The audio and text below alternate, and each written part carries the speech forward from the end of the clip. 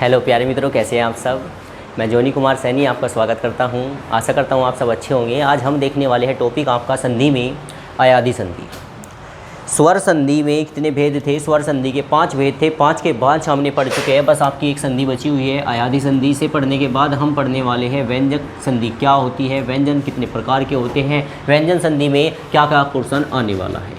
फिर उसके बाद तुरंत हम पढ़ने वाले हैं विसर्ग संधि क्या होती है, विसर्ग संधि। आज इन्हीं के बारे में जानेंगे और उस प्रकार आपकी आज से संधि क्या हो जाएगी, समाप्त हो जाएगी। यदि आपने पिछली वीडियो को मिस कर दिया है तो प्लीज़ पिछली वीडियो को आप देख सकते हैं ताकि आपको संधि अच्छी प्रकार से समझ आ सके। लगभग इसमें अब तक का 4 वीडियो जा चुकी है, ये 5वीं वीडियो है आपके सामने, देखते हैं।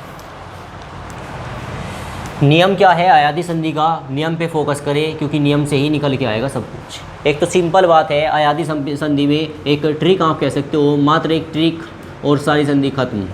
जिन शब्दों में आपको आए, आओ किस आवाज़ या ध्वनि प्रतीत होती है तो वो किसके अंतर्गत चली जाती है, अयादि संधि के अंतर्गत चली जाती है। अयादि खुद भी बोल रहा है ए या, आए आए आओ आए, तो क्या कहलाएगी, अयादि संधि आ जाएगी। आपने देखा भी आए आए, आई आओ आओ, मतलब जहाँ पे आपको ये दिखाई देगा, जहाँ पे ये स्वर बोला जाता है वहाँ पे क्या आ जाएगा, अयादि संधि आ जाएगी।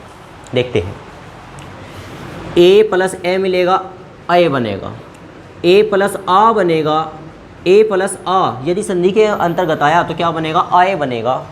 यो ए है, यो आए है, आ की यहाँ पे मात्रा दिख रही है क्यों, वहाँ पे कोई मात्रा नहीं है। ए एक तो होता है ए, ये रहा ए, ये क्या है ए, ए के साथ ई आएगा तो क्या बनेगा, आई बनेगा।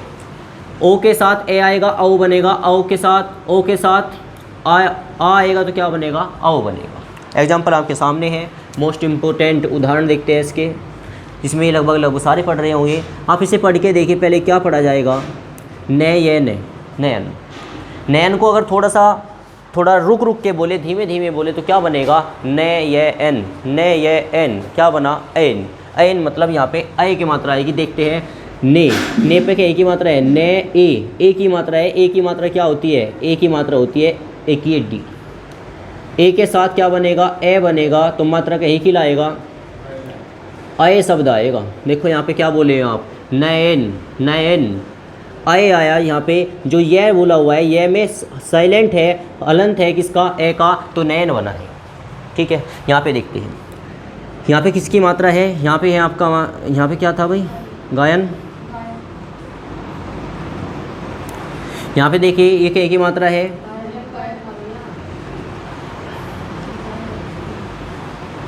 यहाँ पे मात्रा है किसकी, ए की। ए प्लस ई मिलकर क्या बनेगा, ए प्लस ई मिलकर बनेगा आई।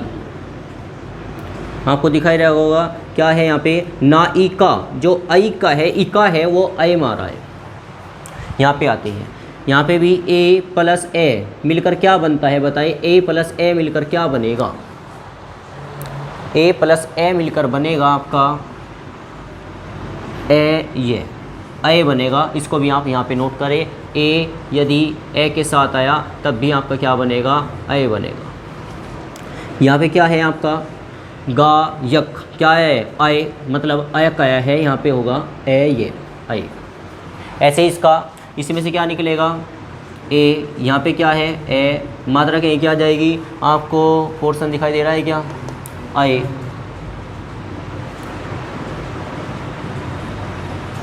यहाँ पे क्या आएगा, ए की मात्रा, और क्या आएगा, ए, मात्रा के एक ही बनेगी, ए, जो आपको दिखाई दे रही है। ठीक है, तो ये था अयादि संधि। आपको एक छोटा सा बात को ध्यान रखनी है, बात तो अगर छोटी सी बात आपने ध्यान रखी तो अयादि संधि आपको करने की भी आवश्यकता नहीं पड़ेगी। जिन शब्दों में ए औ मिलता है, साइलेंट बुलाया जाता है, तो वे सीधी किसके अंतर्गत जाने वाली है, अयादि संधि के अंतर्गत जाने वाली है। ठीक है, अब देखते हैं आपके नेक्स्ट व्यंजक संधि को। तो अब हम देखने वाले हैं क्या, व्यंजक संधि। कुछ इसे बोलते हैं व्यंजक, कोई बोलता है इसको व्यंजक। व्यंजन कहिए या व्यंजक कहिए, दोनों बात एक ही है। व्यंजन संधि में क्या होता है, परिभाषा पे आते हैं। क्या होती है परिभाषा, क्योंकि परिभाषा अगर आप डीपली पढ़ लेते हो तो फिर व्यंजन संधि आसान हो जाती है। कारण स्वर संधि थोड़ी हार्ड लगती है, डीपली लगती है, भारी लगती है। क्यों लगती है, क्योंकि स्वर संधि अपने आप में समेटी हुई है 5 संधि को, जो आपने पढ़ रखी है। पहली संधि क्या होती है भाई, स्वर संधि के कितने भेद होते हैं? 5। पहली संधि क्या होती है? दीर्घ संधि। दूसरी क्या होती है? गुण संधि। तीसरी क्या होती है? वृद्धि। फिर यण संधि। फिर आयादी संधि। क्वेश्चन ये पूछा जाता है कि ये दिया गया ये जो दिया गया उदाहरण है ये स्वर संधि में कौन से संधि का उदाहरण है? यण संधि है, आयादी संधि है, वृद्धि संधि है, आपकी दीर्घ संधि है। तो वहाँ पे वो क्वेश्चन भारी हो जाता है। यहाँ पे बड़ा आसान रहेगा, क्योंकि अगर आपसे परिभाषा आती है तो आपको देखने की भी आवश्यकता नहीं पड़ेगी। आपको सिंपली आपसे जनरली ये पूछेगा, बताइए ये स्वर संधि है कि व्यंजन संधि है? क्वेश्चन दे देगा, एक और दे सकता है। दिया गया उदाहरण ये दिया गया दिगंबर, आपको दिया गया दिगंबर, बताइए दिगंबर में क्या है? स्वर दीर्घ संधि है, वृद्धि संधि है, गुण संधि है या व्यंजन संधि है? तो आप सीधे सीधे जाओगे जी तो व्यंजन संधि हुई, क्योंकि अगर आपसे डेफिनेशन आती है तो। देखते हैं डेफिनेशन के बारे में बात करेंगे। दोबारा पढ़ रहा हूँ मैं इसको। जब दो व्यंजन वर्ण अथवा, जब दो व्यंजन वर्ण अथवा, परिभाषा आदि हो गई यहाँ पे, एक व्यंजन दूसरा स्वर अथवा पहला स्वर हो दूसरा व्यंजन हो, मिलकर एक नए वर्ण का, यहाँ पे फोकस करें, एक नए वर्ण का निर्माण करते हैं, एक नए वर्ण को उत्पन्न करते हैं, तो वो किसके अंतर्गत जाता है? वो व्यंजन संधि के अंतर्गत जाता है। फॉर एग्जाम्पल आपके सामने यहाँ आपने देखा होगा कि जैसे अगर बात करी जाए ऊ क्या है? स्वर है। ऊ के साथ यदि किसी कारण से छः मिल जाता है तो वो बन जाएगा आपका आधा च बन जाएगा, और आधे च को च के हलन से निर्देशित करते हैं, निरूपित करते हैं। ऊ स्वर था, आधा च व्यंजक था, व्यंजक और स्वर मिलकर क्या बनाया? च बनाया। ना तो छः रहा, ना ऊ रहा, ना ऊ की मात्रा रही। आप समझ सकते हो एक च व्यंजन हुआ, क्योंकि अगर वो केवल ये देता तो अब ये व्यंजन था लेकिन इसमें स्वर भी मौजूद था, लेकिन अगर ये आधे च आ रहा है तो अब ये केवल व्यंजन है। तो आप ध्यान रखें, व्यंजन में क्या होगा? दो आपस में मिलेंगे तो किसी नए तीसरे का निर्माण करेंगे, और वो जो तीसरा निर्माणित होगा वो हमेशा आपका व्यंजक ही होगा। ठीक है, आते हैं वहाँ पर क्या होती है? वहाँ पर होती है व्यंजक संधि होती है। क्या आपको ये बात समझ आई? वापस रिकवल कर रहा हूँ क्योंकि इस बात को ध्यान देंगे।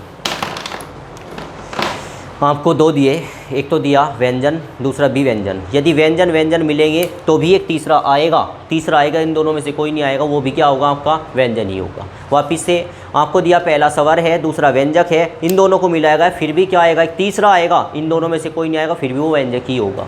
उल्टा अब की बार पहले व्यंजन है, बाद में स्वर है, दोनों फिर से मिले और फिर क्या आया? फिर एक आया, वो फिर तीसरा आया, और वो फिर अटके से क्या आया? व्यंजन आया।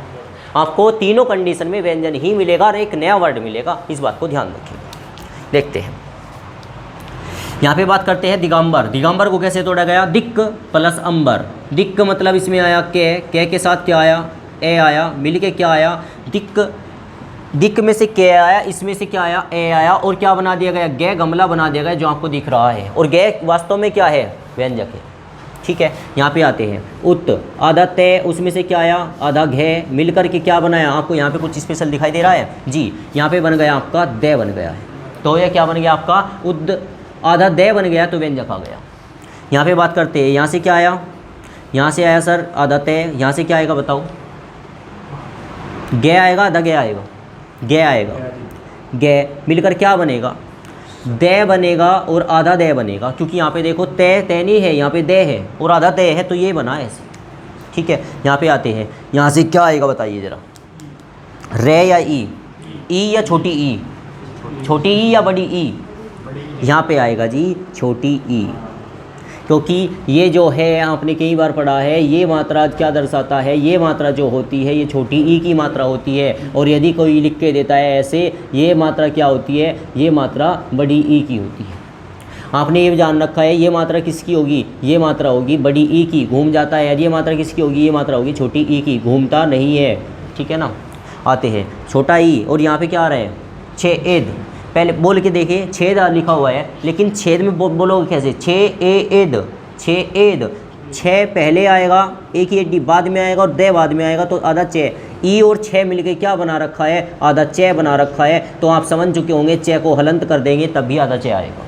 ठीक है, नेक्स्ट लक्ष्मी, इसमें क्या आ रहा है मी, ये क्या है छोटी की मात्रा की बड़ी की मात्रा, यहाँ पे सर बड़ी की मात्रा कार्य करेगी ये, और यहाँ पे क्या होगा, यहाँ पे आएगा आधा चे आएगा। फिर भी आपको क्या दिखाई दे रहा है उसमें एक्स्ट्रा, उसमें दिखाई दे रहा है मैं आधा चे, मतलब मिल करके यहाँ पे क्या बना रहा है, आधा चे बना रहा है। तो ये कैसी, ये आधा चे आ रहा है। ध्यान रखें जो आपको दिखाई दे रहा है व्यंजन है, व्यंजन है, व्यंजन व्यंजन व्यंजन, तो आपको ये रटने वाली बात ही नहीं है। यहाँ पे सीधा सीधा पूछेगा कि बताइए व्यंजन संधि है कि दीर्घ संधि है या आपकी गुण संधि है। यहाँ पे आते हैं, क्या आएगा ऊ, यहाँ पे क्या आएगा आधा चे, मिलकर क्या बना रहा है, पूरा आधा चे बना रहा है, छः आधे चे में रिप्रेजेंट कर रहा है।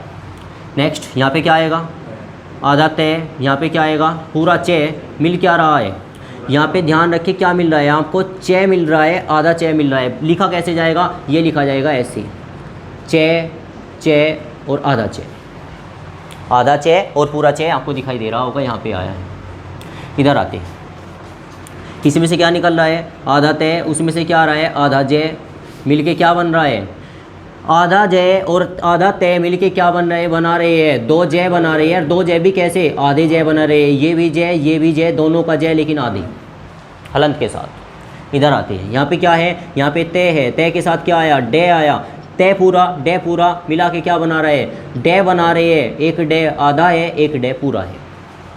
ठीक है, आते हैं यहाँ पे क्या है आधा तय किसके साथ आ रहा है, ले के साथ। देखो ये भी व्यंजक ये भी व्यंजक, क्या मिलेगा व्यंजक ही मिलेगा, लेकिन ले मिलेगा, एक ले आधा मिलेगा एक ले पूरा मिलेगा।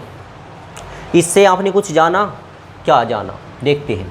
यहाँ से लेकर यहाँ तक एक नियम का कार्य कर रहे हैं। ये क्या नियम है वो, अगर व्यंजक के साथ व्यंजन ही आ रहा है तो व्यंजन आएंगे, लेकिन डेढ़ आएगा, डेढ़ का मतलब एक आधा आएगा एक पूरा आएगा। व्यंजन व्यंजन मिले तो क्या आया आधे आधे आएंगे, या एक आधा आएगा एक पूरा आएगा। व्यंजन व्यंजन मिले एक आधा है एक पूरा आया, व्यंजन व्यंजन मिले एक आधा है एक पूरा है। समझ में आया। नेक्स्ट यहाँ पे क्या है आपका आधा तय है, तय के साथ क्या आ रहा है आधा से आ रहा है, आधे से को मैं ऐसे भी लिख सकता हूँ, क्या बना हुआ है ऐसे। फिर व्यंजक है, फिर व्यंजक है, व्यंजक व्यंजक मिलेंगे तो क्या मिलेगा, दो शब्द मिलेंगे आपको, सॉरी दो वर्ण मिलेंगे, चे आ रहा हुआ है और छः आया हुआ है। चे को पूरा लिखे और चे के हलंत भी कर सकते हो आप। समझ आ रहा है आपको, अरे आ रहा है। आगे आते परी, दोबारा से पढ़े परी, लास्ट में क्या आया ई आया। ई छोटी ई है कि बड़ी ई है, यहाँ पे छोटी ई है, छोटी ई के साथ क्या आ रहा है ने आ रहा है, क्या बनेगा अणे बनेगा, अणे अणे बनेगा और आ चुका आपका। देखो यहाँ पे स्वर और व्यंजन, आपने एक बात नोट नहीं करी, मैंने यहाँ पे देखो क्या देखा कि यदि आपका इसके बाद जी, यदि आपका एक स्वर आता है एक व्यंजन आता है तो एक व्यंजन ही आता है। अगर आपका पहला भी व्यंजन है दूसरा भी व्यंजन है तो आपके दो आएंगे, दोनों आधे व्यंजन हो सकते हैं, दोनों में से एक आधा व्यंजन हो सकता है, दूसरा पूरा व्यंजन हो सकता है। ठीक है, ये परिणाम है आपका 80%, 100% आप नहीं कह सकते। ये रहा आपके सामने, आधा क्या था नहीं, ये रहा आधा तय था और आधा घय था, आधा तय आधा घय मिलकर आधा दय बना रहा है, मतलब ये नियम यहाँ पे फेल हो गया। लेकिन आपको इस बात पे नहीं ध्यान देना, वहाँ पे सीधा सीधा पूछा जाता है बताइए व्यंजन संधि है कि नहीं है, बात खत्म। आते हैं इसमें से क्या निकलेगा बताइए, इसमें निकलेगा जी सर रे, आधा रे, उधर से क्या आएगा ने, क्या बन गया बताइए ने, अणे बन गया अणे, जो सीधा सीधा ऊपर ले, ये दोनों एक ही नियम के फॉलो करेंगे। यहाँ पे बताइए शे और यहाँ से क्या आएगा ए, क्या बनेगा क्या बनेगा भाई, अगर ध्यान दिया जाए, अभी देखते हैं इसको, थोड़ा नोट करें, अभी देखते हैं इसको। यहाँ पे देखिए इसमें क्या आ रहा है, इसमें आ रहा है आधा में, उधर से क्या आ रहा है के, क्या बन रहा है बताइए, ये बन रहा है आपका ने और के, नक, और ने भी कैसा आधा, क्योंकि पढ़ के देखिए क्या लिखा हुआ है संकलन, ऊपर जो अंक की बिंदी आ रही है वो ने का कार्य कर रही है, आधे ने का कार्य कर रही है, आधे ने को रिप्रेजेंट ऐसे किया जाएगा, प्रदर्शित ऐसे किया जाएगा। यहाँ से क्या आ रहा है आधा में और क्या आ रहा है गे, मिल क्या आ रहा है फिर से बताएं, गे मिल रहा है पूरा और क्या मिल रहा है ने मिल रहा है आधा, तो हम कह सकते हैं ने और गे को लिखेंगे एक साथ और हलंत लगा देंगे ने पे नीचे। यहाँ पे क्या आ रहा है यहाँ पे है जी ऊ, और क्या आ रहा है से। ऊ और से मिलकर क्या बना रहा है, पेट पटा से बना रहा है, जो आपको दिखाई दे रहा होगा। क्या ये बात सही है जी? नहीं। और यहाँ पे ये डबल डबल आने वाले हैं यहाँ तक का, तो यहाँ पे भी डबल आएगा, यहाँ पे आएगा ऊ और से। और ऊ भी कैसा, ऊ की मात्रा आधा ऊ, आपको दिखाई दे रहा होगा सु ऊ। अगर ऊ को आप यहाँ छोड़ के केवल शे पे चले जाते तो फिर वहाँ पे ऊ की मात्रा ना आती। ऊ की मात्रा यदि आई है तो यहाँ पे क्या आ रहा होगा, यहाँ पे ऊ से उस आया होगा, और ऊ में क्या है, आधा ऊ है, पूरा ऊ नहीं है, वो आधा ऊ है, आधे ऊ की मात्रा है। ठीक है, आते हैं इसको देखते हैं, थोड़ा यहाँ तक नोट करें। ये है आपका भूष, भूषण, भूपन,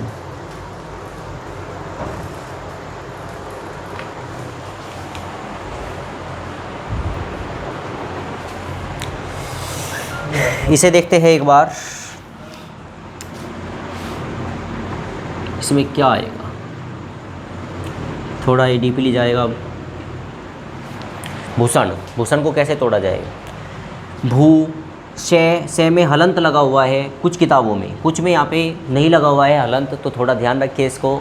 यहाँ पे अगर देखा जाए तो आधा से ए और ने पूरे के साथ मिलकर, जो कि अब तक नहीं हुआ है, ऐसा क्या बनाया हुआ है, सन बनाया हुआ है। आप इसे कमेंट करके बताएं कि ये क्वेश्चन आपका सही है या गलत है। इस पर स्टार लगा के रखते हैं, थोड़ा अफवाद में चला गया क्वेश्चन। तो इस प्रकार आपका कंप्लीट हो चुका है व्यंजन। व्यंजन संधि में हमने क्या जाना, वापस जान लेते हैं, क्योंकि ये इंपॉर्टेंट परिभाषा है। व्यंजन संधि में दो आएंगे, दो व्यंजन, नया व्यंजक बनेगा। दो व्यंजनों में एक स्वर है, एक व्यंजन है, फिर भी नया व्यंजन बनेगा। पहला स्वर होगा, दूसरा व्यंजन होगा तो भी बनेगा। पहला व्यंजन हो, दूसरा स्वर हो, फिर भी बनेगा, नया बनेगा। बस इतना आपको जानना था। अब देखते हैं इसके बाद नेक्स्ट, व्यंजन संधि के तुरंत बाद हम देखेंगे विसर्ग संधि।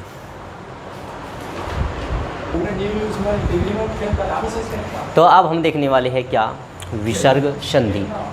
विसर्ग संधि क्या होती है, एक छोटी सी ट्रिक की अगर बात करी जाए, विसर्ग संधि 80% क्वेश्चन खत्म हो जाता है इसी बात पे। विसर्ग का मतलब होता है पीछे दो बिंदी आना।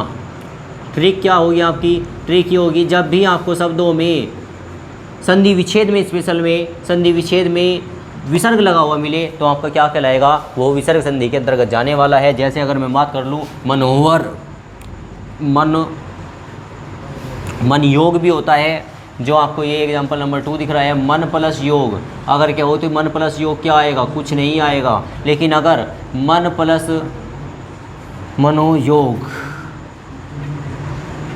यहाँ पे क्या होगा, यहाँ पे अगर हलंत है तो ये क्या आ जाएगा, मनोयोग आ जाएगा। तो आप सीधा सीधा ध्यान रखेंगे ट्रिक में, यदि आपको विसर्ग मिल रहे हैं तो किसके अंतर्गत जाने वाली संधि है, विसर्ग संधि के अंतर्गत जाने वाली संधि है। 80% यहाँ से खत्म हो जाएंगे, 90% आप यहाँ पे सीख लोगे, 10% बच जाएगा। उसमें पोर्शन को पढ़ने के लिए आपको बहुत कुछ आने वाला है।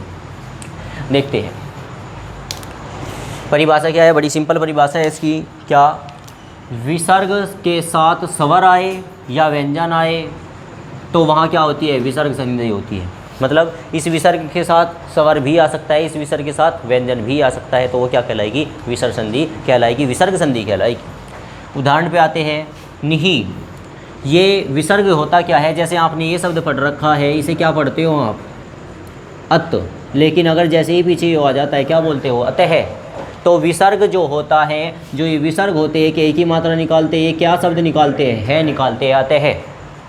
यहाँ पे भी निहि, आकार क्या बनेगा, निराकार बनेगा। यहाँ से क्या निकला, यहाँ से निकला जी विसर्ग, और उधर से क्या आया, स्वर, और स्वर का भी क्या, बड़ा मात्रा, और क्या बन के आया उसका, उसके बन के आया जी रा, रे बनेगा। अगर ए आता, अगर ए आता तो रे बनता, अब आ आया तो क्या बनेगा, रा बनेगा, जो आपको दिख रहा है। समझ आ रहा है। आगे यहाँ पे भी विसर्ग, विसर्ग के साथ क्या आ रहा है, विसर्ग के साथ इस बार आ रहा है केवल और केवल ये। क्या बना, विसर्ग के साथ यदि ये आएगा तो क्या बनेगा, मनो प्लस योग, ओ। एक बार देख लेते हैं इसको।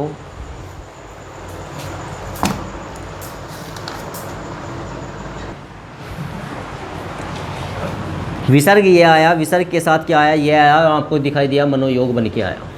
यहाँ पे भी विसर्ग है, यहाँ पे स्वर है, क्या बन के आया, मनो, फूल बन के आया। यहाँ पे विसर्ग, यहाँ पे क्या आएगा, व्यंजक आएगा, तपो बल बन के आया। यहाँ पे बात करते हैं विसर्ग, यहाँ पे क्या आया, भू ऊ का मतलब क्या होगा, यहाँ से बन के आया सर भय का मतलब होगा व्यंजक, व्यंजक के साथ क्या बनेगा, तपो भूमि बन गया। इधर देखते हैं, यहाँ से विसर्ग के साथ क्या आएगा, स्वर, क्या बनाया, निराशा। और यहाँ पे बात करते हैं निही धन, निर्धन, क्या निकल के आया, निर्धन निकल के आया, निही प्लस धन से। अब कैसे आया ये देखते हैं। अगर इसकी बात करूँ, ये वेरी इंपॉर्टेंट जाने वाले हैं, क्योंकि इसमें आपको दो बात आपको ध्यान रखनी होगी ऐसी कंडीशन में। यहाँ से विसर्ग आया है, विसर्ग के साथ क्या आ रहा है, स्वर आ रहा है। स्वर यदि आ रहा है तो ए होता तो रे होता, लेकिन अभी पीछे बढ़ गया है, ए होता तो रे होता, आ है तो क्या आएगा, रा आएगा। तो सीधा सीधा आपको दिखाई दिया। यहाँ पे बात करूँ, अगर यहाँ पे विसर्ग है और क्या आ रहा है, धय आ रहा है, विसर्ग के साथ यदि व्यंजन आता है तो अब क्या आएगा, आधा शब्द आएगा। आधा शब्द मतलब आधा रे आएगा। फिर जाने, विसर्ग के साथ यदि आपका स्वर आ रहा है, केवल छोटा स्वर आ रहा है, ए आ रहा है, तो रे बनेगा। विसर्ग के साथ स्वर आएगा, रे बनेगा। विसर्ग के साथ व्यंजक आएगा तो रे तो बनेगा, लेकिन आधा रे बनेगा। समझ आया। यहाँ पे आ है तो रा बनेगा, यहाँ पे धे है तो क्या बनेगा, आधा रे बनेगा। आधा रे आपको दिखाई दे रहा होगा ऊपर, ठीक है। नेक्स्ट, ऐसे इसमें देखा आपने, क्या विसर्ग है और विसर्ग के साथ क्या आ रहा है, विसर्ग के साथ आ रहा है से। अगर विसर्ग के साथ से आ रहा है तो आधा से बनेगा, यदि सा आ रहा है तो आधा से और पूरा से बनेगा। आप कह सकते हो शे और शे, आधा से और पूरा से। आपको दिखाई दे रहा होगा दुशासन। नेक्स्ट, इसमें आपने विसर्ग देखा, ते ए, बताइए ते ए क्या आएगा, ते या ए, ते आएगा। अगर ते आया, नम तो रहा।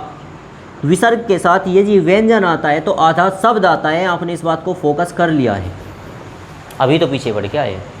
नेक्स्ट, इसकी बात करते हैं। यहाँ क्या है, विसर्ग है, यहाँ पे क्या आया, क्या आया, फिर भी शब्द क्या बनेगा, आधा बनेगा। आप देखें, निष्कपट बना। बताइए क्या डाउट हो रहा है। वापिस हमने क्या पढ़ा, हमने अब तक ये पढ़ा, यदि विसर्ग के साथ आपका व्यंजन आया तो आधा शब्द जाएगा, यदि विसर्ग के साथ आपका स्वर आया तो पूरा शब्द जाएगा। ये तो रहा आपका।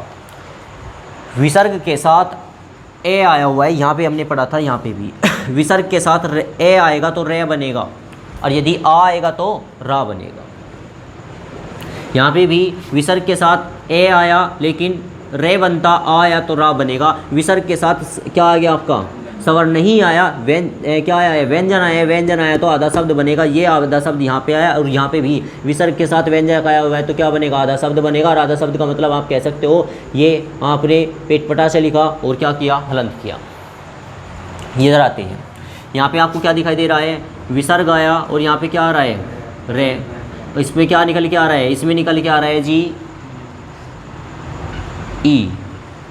और छोटी या बड़ी, बड़ी बड़ी ई निकल के आ रहा है। अब कैसे समझे इस बात को, समझते हैं। अगर मैं बात करता हूँ इसमें रे, क्या ये रे ही है, नहीं सर, यहाँ पे रे था तो रे में से क्या निकल के आता है, आप बता सकते हो। रे में होता है जी आधा रे और पूरा ए होता है ना। तो इसमें अगर बात करूँ मैं, यहाँ पे क्या आएगा, आधा रे और उसके साथ क्या आएगा, उसके साथ आएगा ए। रे और ए आया, आपका ये रूल नंबर लगेगा। नेक्स्ट, ये है नी रस। देखते हैं अगर इसकी बात करते हैं तो वापस देखेंगे, यहाँ पे आपका रूल नंबर लगने वाला है 5। इन रूल को एक अलग से वीडियो बनाई जाएगी जिसमें आपको कम्प्लीटली रूल दे जाएंगे कहाँ पे क्या पोर्शन होता है। ये अगर आपका पेपर नज़दीक है तो आप इतना करके जाए, क्योंकि आपको 80% आ चुका है, लेकिन आपको 100% चाहिए तो वे आपको रूल देखने पड़ेंगे। यहाँ पे रूल कौन सा लगा हुआ है, यहाँ पे यदि विसर्ग के साथ यदि रे आएगा तो विसर्ग समाप्त हो जाता है, विसर्ग लुप्त हो जाता है, हो गया। और जो आपकी इधर जो मात्रा है, लघु मात्रा की दीर्घ मात्रा बन जाती है। इतना सा ध्यान रखना है, ये है रूल। विसर्ग के साथ यदि रे आएगा तो लघु मात्रा की क्या बन जाएगी, दीर्घ मात्रा बन जाएगी, और बाद वाला शब्द जो का तो जुड़ेगा, जो आपके सामने दिखाई दे रहा होगा आपको। देखते हैं, यहाँ पे क्या आया, हलंत। विसर्ग आया और विसर्ग के साथ क्या आया, रे आया, तो क्या आएगा, जो आपकी छोटी की मात्रा थी वह क्या बन गई, बड़ी की मात्रा बन गई, और जो शब्द है वो जो का तो पीछे लग गया, जो आपको नीरस में दिखाई दे रहा होगा। बिल्कुल सेम नीचे यहाँ पे आपका विसर्ग है, विसर्ग के साथ क्या आ रहा है, रे आ रहा है, तो जो छोटी की मात्रा थी वो क्या बन जाएगी, दीर्घ मात्रा बन जाएगी नी, और बाद वाला शब्द जो का तो लिखा जाएगा निरोग आ जाएगा। इस प्रकार आप कह सकते हो कि मात्रा क्या हो जाएगी, मात्रा सर बड़ी हो जाएगी। नेक्स्ट यहाँ पे बात करते हैं प्रातःकाल। प्रातःकाल में आपको ध्यान रखिए ऐसा भी शब्द होता है, प्रातःकाल आपने पढ़ा होगा, लेकिन प्रातः काल ये आपका शब्द आएगा। दुराशा, दुराशा में क्या हो गया, हलंत के साथ क्या आया, रे आया, सॉरी हलंत के साथ क्या आया, ए आया। ये नियम नंबर आप कई बार पढ़ चुके हो, यहाँ पे भी आपने पढ़ा, हलंत के साथ ए आएगा रे बनेगा, हलंत के साथ आ आएगा तो क्या बनेगा, रा बनेगा, जो आपको दिखाई दे रहा होगा रा। यहाँ पे वही जो ये नियम था, ये जो का तो लगा निर आओ था, निरव बना, लेकिन कैसे बना, हलंत के साथ यदि रे आएगा तो मात्रा छोटी की क्या हो जाएगी, बड़ी हो जाएगी, दीर्घ हो जाएगी और आपका निरव बन जाएगा। तो इस प्रकार हमने कंप्लीट किया क्या, विसर्ग संधि कितने प्रकार की होती है। ये विसर्ग संधि, विसर्ग में भी संधि होती है, कितने प्रकार की होती है, 5 प्रकार की होती है। 5 के 5 प्रकार को हमने एक साथ पढ़ लिया है। नेक्स्ट वीडियो में हम इसको कंप्लीट ही करने वाले हैं कि कौन सा प्रकार कब लगेगा और किस कंडीशन में लगने वाला है। यहाँ तक वीडियो में बने रहने के लिए बहुत बहुत धन्यवाद, थैंक यू सो मच। मिलते हैं नेक्स्ट वीडियो में नेक्स्ट कॉन्सेप्ट के साथ। और यदि आप चैनल पर नए हैं तो प्लीज़ चैनल को सब्सक्राइब करें, लाइक करें, अपने दोस्तों में शेयर करें, ताकि मुझे और वीडियो बनाने के लिए मोटिवेशन मिले। थैंक यू सो मच, मिलते हैं नेक्स्ट वीडियो में।